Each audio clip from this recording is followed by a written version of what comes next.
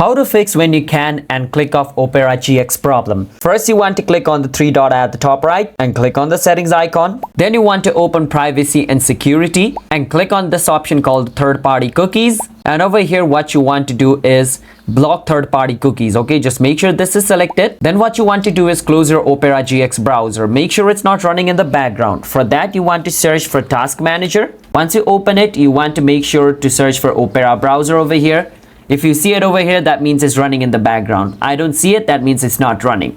But if it is running in your background, just right click on it and click on end task. It'll stop running in the background. After you do that, you can again open Opera GX. Your problem should be fixed. If it's still not fixed, what you need to do is this. Just open up your Opera GX. Then you just want to search for this Opera / update. Just make sure you copy this and paste it on your browser. And over here, you will see an update button. Click on it, update your Opera browser. Your problem should be fixed. Subscribe to our channel for more videos like this.